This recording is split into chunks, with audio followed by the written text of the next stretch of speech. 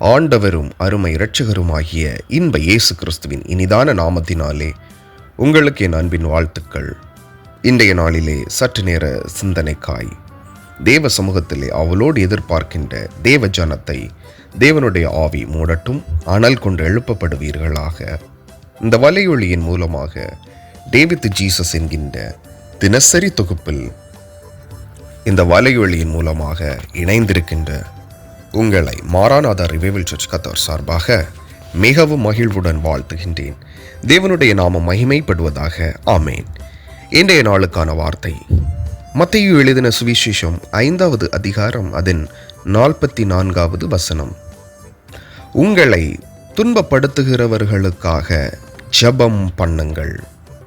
கிறிஸ்து இயேசுவிற்கு மகிமை உண்டாவதாக. ஆமேன். அன்பர்களே, நம்முடைய நேற்றைய வாழ்விலும் இன்றைய வாழ்விலும் நாம் பெரிதும் ஆலோசனை செய்வது இந்த துன்பம் என்னை விட்டு எப்போது நீங்கும் என்பதாக. பிரியமானவர்களே, துன்பம் இல்லாமல் இன்பம் இல்லை, இன்பம் அனுபவிப்பவருக்கு துன்பம் ஒரு தொல்லை என்கின்ற பக்தரின் வாசகம் நம்மிலே பிரசித்தி பெற்றிருக்கின்றது. துன்பம் நம்மை சூழ்ந்து கொள்ளும் போது நாம் சோர்வடைந்து போகின்றோம். அந்நிலைமையிலே துன்பம் தருபவர்கள் மத்தியில் நாம் வீழ்கின்றோம். தேவனுடைய விருப்பம் நாம் என்ன செய்கின்றோம் என்பதனை காண்பதற்காகத்தான். பாருங்கள், வாசிக்க கேட்ட வசனத்தில் அடுத்தபடியாய் அவர் சொல்வது ஜெபம் பண்ணுங்கள் என்று. ஆக நம்மை துன்பம் என்கின்ற நிலைக்கு நேராக தள்ளி விடுபவர்களை நாம் தேவ சமூகத்திலே நின்று, ஆண்டவரே, இவரது அறியாமையினால் துன்பம் செய்கின்றார், அவரை மன்னியும் என்று கேட்பீர்களானால், பிரியமானவர்களே, தேவ சாயலாக நம்மை அவர் படைத்ததற்கு இன்றே ஒரு அர்த்தம் கிடைத்தது போன்றாகும்.